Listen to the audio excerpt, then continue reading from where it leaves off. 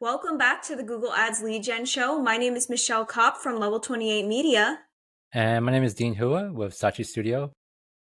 And in today's video podcast, we are going to be going over some Ask Me Anything questions. We reached out to our audience and we had a bunch of questions come in, a total of 15 questions. A lot of these questions had to do with agencies, hiring agencies, and what to look out for in a PPC manager. So we'll definitely dive into the juicy details of that. But let's go ahead and dive into the first question, Dean. So, Michelle, question number one for you is ad rank and quality score relevant in 2023? Ooh, that's a juicy one. So in 2023, my personal opinion, being just running Google Ads for all this time, I would say that if you asked me this maybe 2, 3 years ago, my answer would be different. And I would say, yes, it's relevant. But now I don't really care as much about it. It's still a metric that I look at, but it's not something that I spend a lot of time optimizing towards. Because at the end of the day, when I'm running lead generation campaigns for my clients, I'm really just focused on conversion rate, cost per lead, and just conversions. Sometimes the data coming through with the quality scores is not always accurate. So you do have to kind of take that with a grain of salt, but just wanted to get your opinion on this too. Um, it's not as relevant as it used to be. I still think it's relevant. But to piggyback off of what you said, since I've been in Google Ad space for about 8 years now, maybe 4 or 5 years ago, I used to really pay attention to quality score. I had spreadsheets and tracking stuff that would track quality score and how much it would rise on a week to week or month to month basis. Like I'd be really happy if my QS would hit 7 for certain keywords. But in 2023, it's not as relevant, so I don't pay as much attention to it. I still take a look at it every now and then, but it's not something that's going to drive me crazy if QS is low. In fact, I have campaigns or keywords where QS is very low, but we're still doing really well.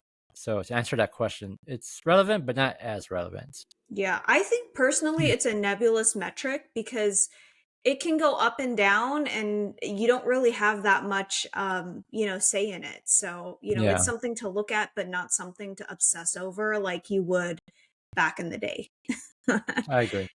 All right. So the second question we have here is, should I use Performance Max for lead gen? You should absolutely not use Performance Max for lead gen. So I know, well, first of all, Performance Max is very popular for e-commerce, but it's much tougher for lead gen because even when you can get form submissions to work, a lot of the form submissions are spam, either spam bots or human people running click farms. In fact, that's the biggest complaint where they can get Performance Max to actually generate form inquiries, but those form inquiries are just completely irrelevant. And the reason why it's irrelevant or just complete trash is that you have to understand how Google's how the internet works on Google, where there's a lot of bots out there that scrapes the web, and so for some reason or another, when you start turning on Performance Max, it just starts to attract these sort of bots. So Yeah. because of that, I would never use Performance Max for lead gen right now. Maybe down the road, but even that, I actually, now that I think about it, I'm not even sure if I'll use it in 2, 4, 5 years until Google finds a way to avoid these spam bots. What do you think? Yeah, I think, when it comes to Performance Max, we don't really talk about it that much in our podcast and even on our YouTube channel because it's not something that we even recommend to our clients. So that's nothing that we really, spend a lot of time on. But, essentially the bottom line here is Performance Max was really designed as this black box type of campaign where essentially what you would do is you would just put your money in and then Google will then go decide where to go serve your ads to across the internet, whether it's YouTube, and then they'll create some weird videos to promote your brand. They'll promote you in shopping. They'll promote you in, across all of these different Google properties, and you don't really have control. The challenge too with Performance Max is if you do start using it and you start seeing results, most of the time they're coming from your brand keywords.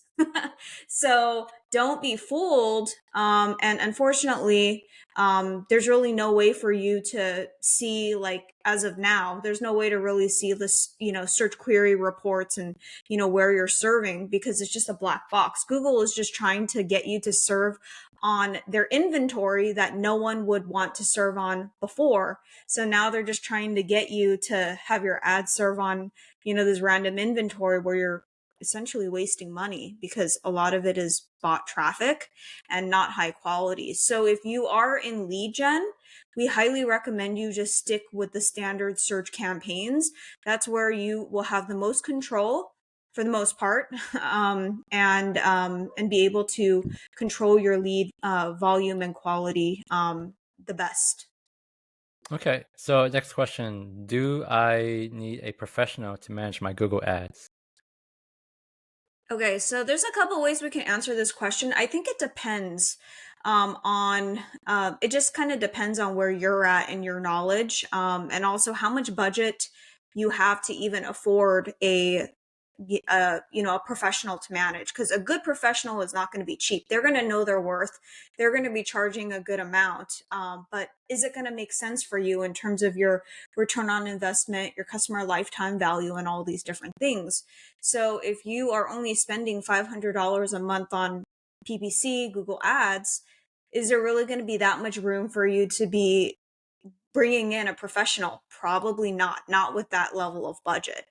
I'd say if you have a ad budget of anywhere from 2,000 or more, that's probably where you might want to consider. I've seen some clients bring on or not. I've seen some clients bring on professionals even at smaller budgets, but then that starts eating into margins and stuff like that. So if you could manage, learning like kind of a DIY type of approach until you have enough budget to hire someone professionally, then I'd say do it. What are your thoughts on that? No, I think you basically just took the words out of my mouth. I don't really have anything else to add other than what you just said, which is, if you just want to get started and you want to dip your toes into it and you only have a few $100, I don't think it's worth it to hire someone. Um, and you're better off doing it yourself. I think sometimes it's good for clients to do it themselves just so they can see how tough it is. I've Yeah. but that said, I've met a few clients who are really good and really savvy at going down a rabbit Yeah. hole on Yeah. Google advertising, where by the time they get to me, they ask me all these really sophisticated questions that I'm Yeah. really surprised by. So that's really all I would say. Again, if you have like maybe over $1,000 and you value your time, you're probably better off hiring a professional. I have a bonus question that's not on this list. Where would you suggest a client, let's say they don't have the budget to hire a professional, where would you suggest a client look to get educated on Google Ads? Just YouTube channel. But yeah, I would say YouTube is the best way to learn, especially if you're interested in watching videos. I think if you're already knee deep into it and you're running into issues, the Reddit PPC sub is pretty good as well. Yeah. Highly recommend the Reddit PPC sub. That's actually where we met. Yeah, it is. And then I think some other people might suggest the Google Skill Shop or Google Resources, where you can like actually go through and they'll teach you like how Google itself has resources that will teach you how to use Google Ads. That's still a decent place to start, but I want to warn you that if you want to go that route, a lot of the language in those resources are designed to get you to spend more with Google. It's kind Mm. of biased. So I want you to keep that in mind, that you can learn from it, but take it with a grain of salt, because they're probably going to tell you performance max everything and put a $10,000 budget. So it's a good place to just learn the very basic fundamentals. But if you want to go to a place that's like, I guess, less biased, probably YouTube. But of course, you want to be careful of who you're taking your information from. But RPBC, which is the subreddit that we met on is actually really great because there's a lot of great media buyers and people you can ask direct questions to and they'll answer it for free. Yep. Um, all right. So the next question is, can I take over a successful Google Ads campaign after a few months? So I'm assuming that this person, they hired a professional and they're seeing really great results. It's been a few months and then they're like, hey, actually, I don't think I need to pay a professional anymore. I'm not sure if you've been in that boat on the professional side. I have, yeah, But okay, so you have. So recently. Yeah. what would you say to that? So I think there's so if I read into this question, there's this implied mentality that Google Ads is set it and forget it. It's really like that. Like it may be set it and forget it for a couple months, but it's never set it and forget it into perpetuity. So the problem becomes, well, not what if, but when things go wrong, i.e., performance tanks, do you know how to fix it, right? And can you fix it correctly? But if you can't fix it correctly, so you make some fixes, you wait a couple of weeks, performance still sucks. You make a few more changes and a few more after that. Now several weeks or a couple months have passed and performance still sucks. You now just wasted your time and quite frankly a lot of money trying to make these fixes. Then you have to go hire a professional, have him come take a look at it again and figure out what's wrong. And your mentality at that point is like, well, can you just go in and fix this one time and get back on track? 99% of professionals aren't going to do that because they're better off working on bigger accounts. So that's the risk reward opportunity here is like, if you want to take it over, can you fix it when things inevitably go wrong? So yeah, you can take it over, but can you take it over and still be successful is another question. That's how I'd answer it. Yeah. So my answer to this is being cheap can be expensive overall. So you want to start saving money on paying a professional and just kind of let things run. I've had clients have this request too. They think, "Oh, things all hunky dory and we're going to keep running the campaign is just going to continue generating all these leads without her." And then sure enough, there's something that happens when it comes to, let's say, broad match modified goes away, or there's some type of update. Search query reports, like most of the search terms are gone. There's like all these like things that clients don't have time to keep up with. And that's our job as PPC managers to keep up with the things that are going on, to stay in the know of what we need to so that we can stay ahead of the curve. But yeah, eventually there's going to come a point where you're probably going to need someone again because you're going to hit a wall, and things are not going to continue to perform as well because you're not optimizing. It's like going to the gym, but you're not really like lifting weights or doing anything to continue to Mm, improve. You're just like coasting and doing the same thing over and over and hoping that Google will just keep rewarding you over yeah, time. yeah. Yeah. Next question: does keyword stuffing and ad headlines and description matter? Okay, so to answer this question, in the eyes of Google, it matters if you care about the what is it called, Dean? You know how like when you're creating the ads and then they give you like a score, is it called like ad optimization score? Do you know what I'm talking about? Or I'll say like good, very good, bad. Oh, yeah. I know what you're talking Yeah, about. I can't remember the specific name, but when you're writing responsive search ads these days, when you have like headlines and descriptions, it will tell you specifically insert your keywords into your headlines and descriptions. And then as you insert them, then your score goes higher and higher and higher. It's not the Opti score. I think it's just called like ad relevant score. And then we'll say like really good if you put like your keyword stuffed in your ad multiple times. Yeah, I think putting the keywords in your ad, as long as it makes sense to the end consumer and it doesn't look like SEO vomit, as something that we've talked about many times on this channel, that's acceptable. But you really want to write your ads to appeal to the end consumer at the end of the day. You don't want to write it to appeal to Google. I've seen many ads that have been rated poor by Google, but have really high click-through rates and really have, high conversion rates. So don't get bogged down by the way that Google ranks or scores you, because at the end of the day, that's Google trying to tell you to stuff your keywords in your ads. But you're writing it for Google, you're not writing it for the end consumer. So please keep that in mind. It matters, but not, I wouldn't say to overstuff, as Yeah, long as it yeah. makes sense to the end consumer. How about Yeah, you? I'm the same way. Just use common sense and write like normal headlines and descriptions. Everything about Google's AI just isn't always perfect, but in this case, I think it's their AI is good enough to detect like what a decent sentence reads like, especially in the age of Chat GPT. Yeah, absolutely. Next question that we have here is it a red flag for a PPC person to send traffic to the main website? Good question. I don't think. Yes and no. I having audited a lot of accounts. Um, I do raise an eyebrow if I see traffic being sent to the main website and the main website is completely crappy. But there are times where it makes sense. In fact, I just signed on a B2B client where they just redid their entire site and he wants to send traffic to the main website. I took a look at the homepage and it could definitely use some work, but it's not horrible either.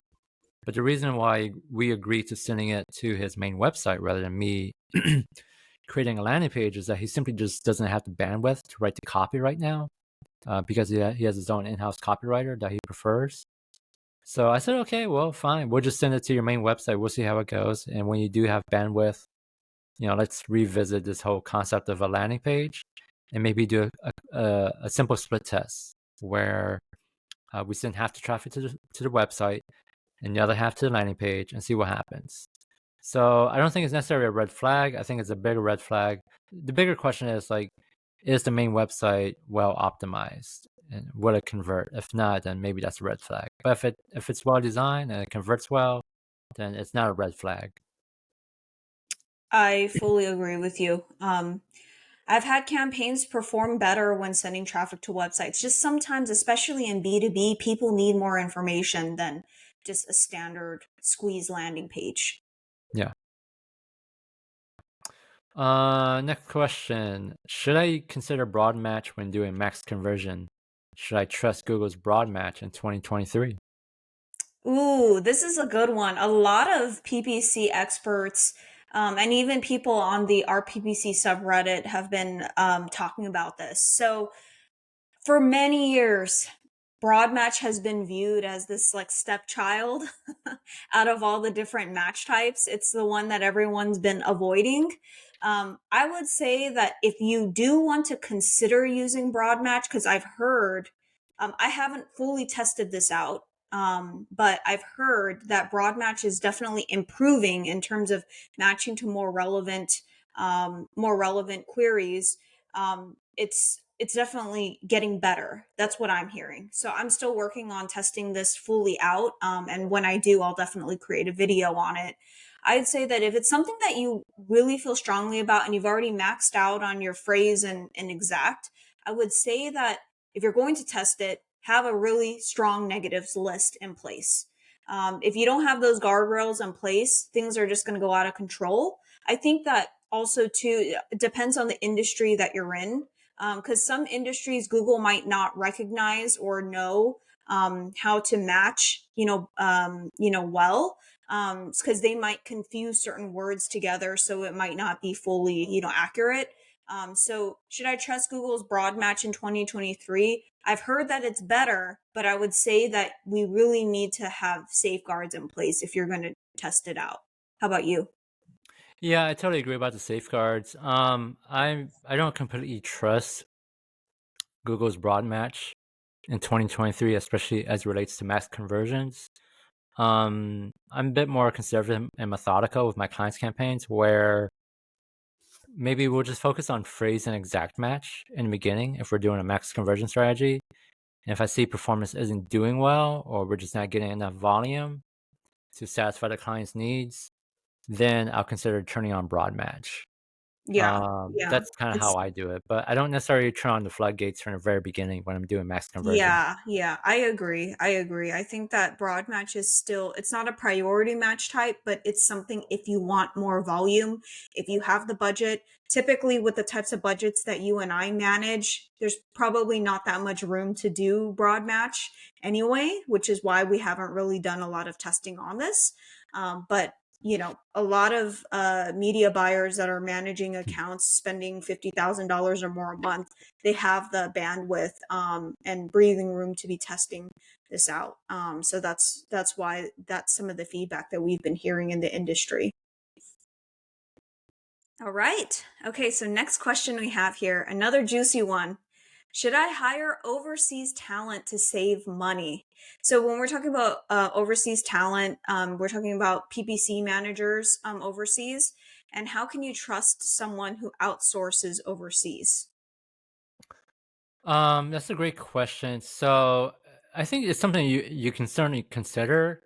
I'm not one of those people who would sit there and tell you that, and this assumes that you live in America, that simply hiring American talent is a guarantee for success. It's not. There's just as many crappy talent here in America as there is overseas, to be honest with you.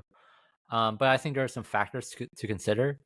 Number one, are you comfortable with time zone differences? Where let's just say a lot of people want to hire maybe from India or Philippines where it's really cheap. Um, are you comfortable when you have to send out an email and you have to wait 24 hours before they get back to you because they're still sleeping while you're awake, or vice versa? And then if they don't understand the question or they don't completely answer your question in a way you're comfortable with, and then you have to clarify it back to them, and that's another 24 or 12 hours. So it's back and forth. So number one, are you comfortable with the communication gap in terms of time zone? Um, can you trust someone overseas? I would put it this way: I would vet whoever you want to hire, regardless if it's overseas or here in America. I think it's important to ask the same questions. So whatever questions you have of the person here in America, you should ask that same person overseas as well.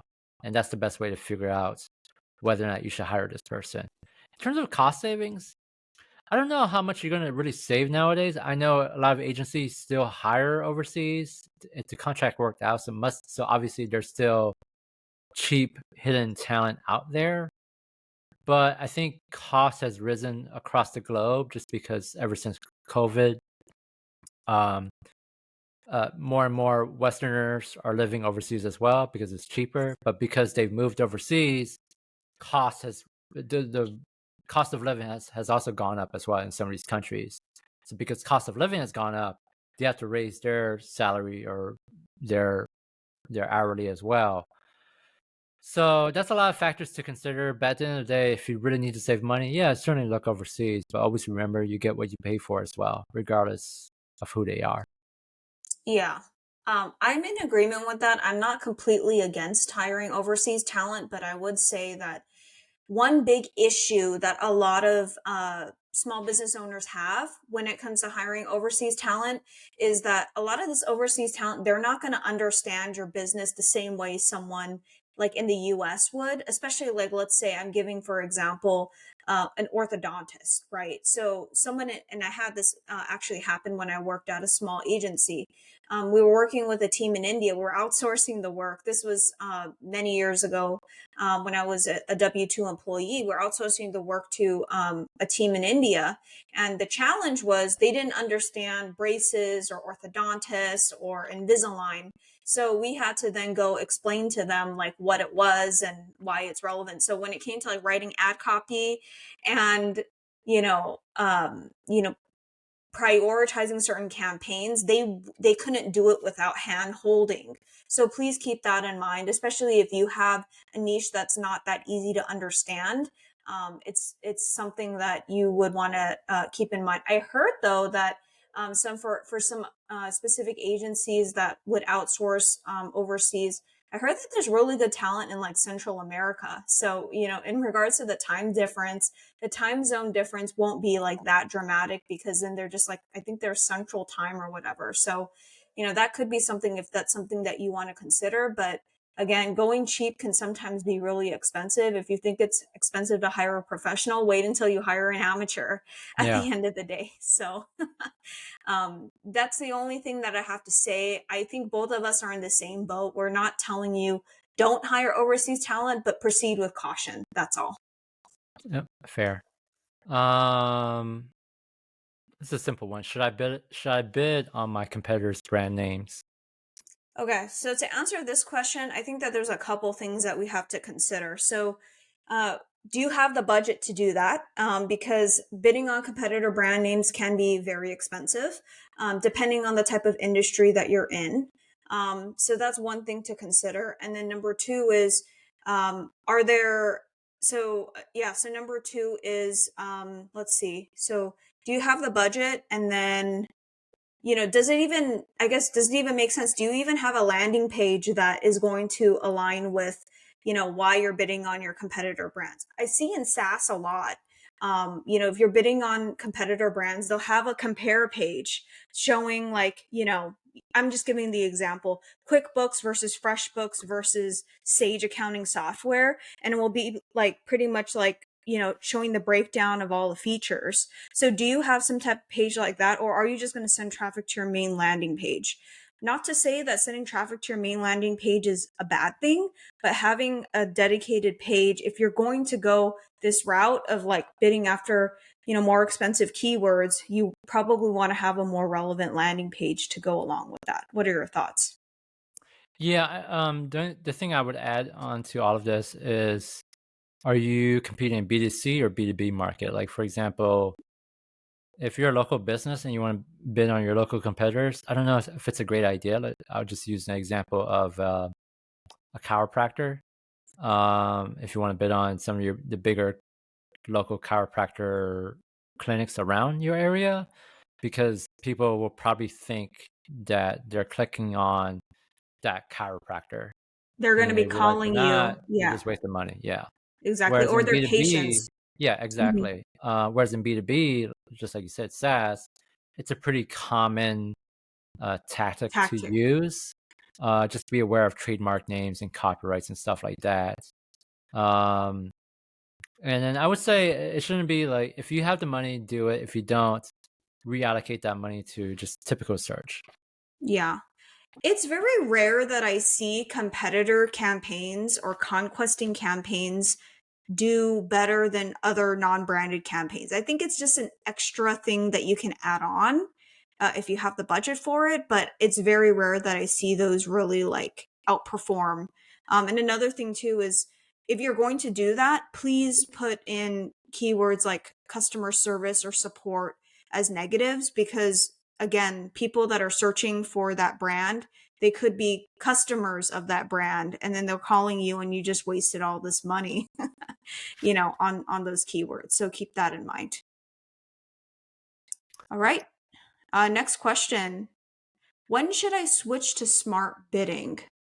So in a lead generation context, when should you switch to smart bidding, aka max conversions or max conversions with target CPA? So the way to answer this is to understand how Google's algorithm works with regards to smart bidding strategies. In order for its smart bidding strategies to work, such as max conversions, you actually have to have conversions coming in. So when you're launching a new campaign, because it's a new campaign, you don't have any conversions. If you turn it on at that point, you won't get any conversions because you don't have any conversions. Google's AI is very hungry for data, for conversion data points. So you should turn it on once you've accrued enough conversions. Now this varies from niche to niche, from campaign to campaign. If I had to give you a very generic number, I would say you would need anywhere from 30 to 50 conversions in a month. Once you're accruing 30 to 50 conversions in a month, or you're doing this manually, then you should consider switching over to smart bidding. Okay, and then that's when you give smart bidding its best chance to succeed. If you're under 30, I think maybe you should just stick to manual CPC.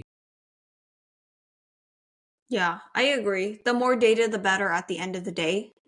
So Google has enough information because smart bidding takes into account a lot of things that we can't see, right? Like again, kind of like this black box that Google has access to, and they have access to certain things that we cannot, necessarily see that would help the performance of our campaign. So definitely, the more data, the better. Next question. What questions should I ask my PPC manager? I think this question could be its own video. I think so. Maybe we'll. Do you think that this person was looking to hire a PPC manager, or they already have a PPC manager and then they're looking? They just have questions. I think it Let's could be just pick one. both. Yeah, just we'll assume. Let's just say, for sake of simplicity, first scenario, they're looking to hire someone. Okay, so a couple questions that you want to consider asking is who's going to be the one, managing my account, because sometimes people will be cloaking themselves claiming that they're going to be the ones managing, and then after you sign the contract they pass the work on to someone in Yeah. India, or someone overseas or someone on their team. So you need to understand who is the person that's actually going to be working on their account, and if you really want to take it a step further, ask to interview them too, if it's someone else beyond the person that you're speaking to, because sometimes it's just a salesperson, or it might be the expert but then they're giving it to someone and then just collecting a margin. So keep that in mind. A couple other questions is how soon can I expect to start seeing results? So I think that's definitely a question that you're going to be getting varying answers to. Typically, we like to say anywhere from 30 to 90 days. But, again, it depends on the industry. And another thing, just coming off the top of my head, are there long-term contracts?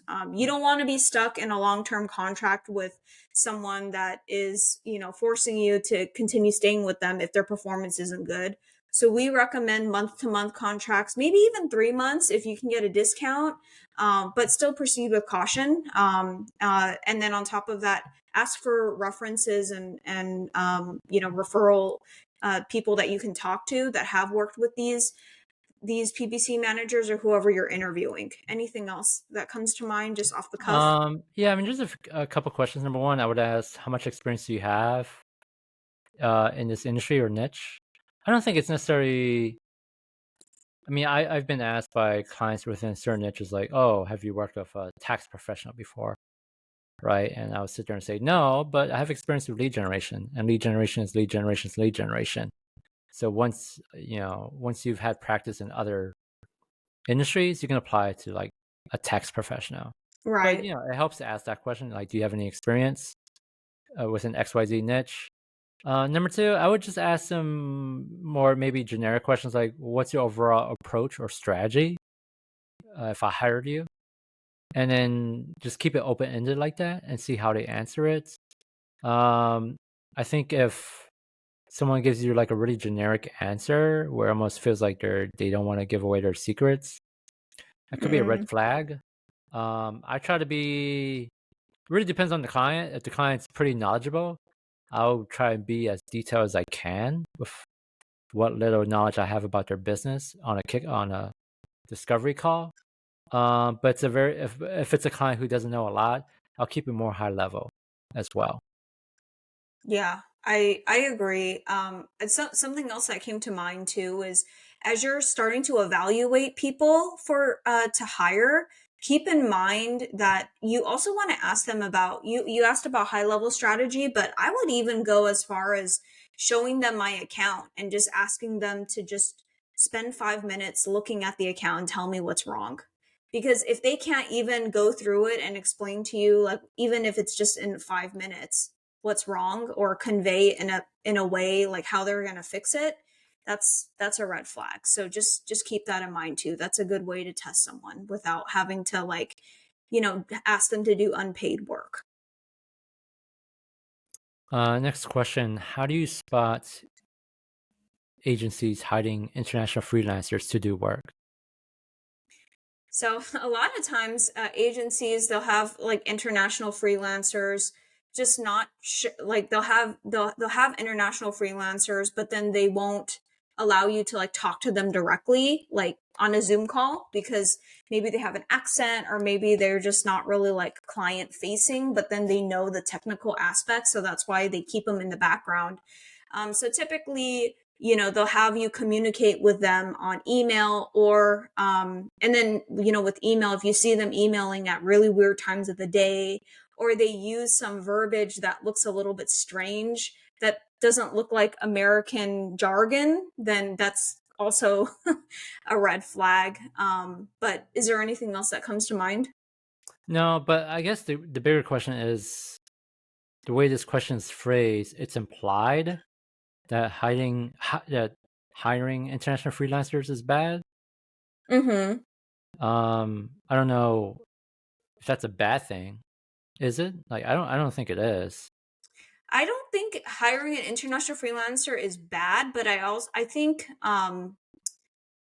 if you're like hiding it, I mean, Um if they're, yeah, so I think that that's probably where this question was coming from, okay. if they're Okay. trying to hide it. Yeah, yeah.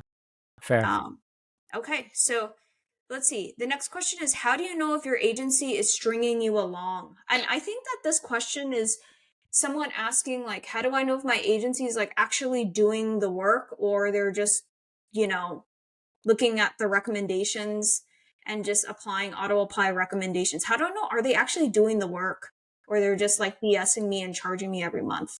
Yeah, this is a really I guess maybe a better question is my I'm not getting a great performance yet. How do I know my agency is stringing me along and just milking me and not doing the work? I think that's a better way of asking it. Um, and I think for at least for me, I work on usually a 60 to 90-day strategy for my clients, unless it's like long-term B2B sales cycles. But if it's like B2C, the sales cycle is pretty short. So in my opinion, if you're hiring an agency, you should expect to see results within 60 to 90 days, preferably less.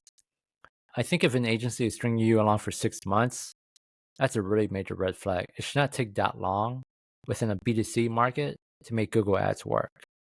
So what I tell my clients is like, if you hire me, you have to hire me for at least 90 days. Okay. My goal is to always hit it out of the ballpark within the first 30 days. That's my goal. It doesn't mean I always, match that, but that's my mindset. But, after 90 days, if we can't make it work, we can't make it work. You're right. But if you have an agency for more than 6 months now and if it's not working out, I don't think they know what they're doing. Yeah, exactly. I'd say give them any, after you've done your due diligence to vet, after 3 months, if it's not working, you better cut it. Because I've seen so many times agencies, oh, yeah, sometimes it takes like 6 months, sometimes it takes 9 months.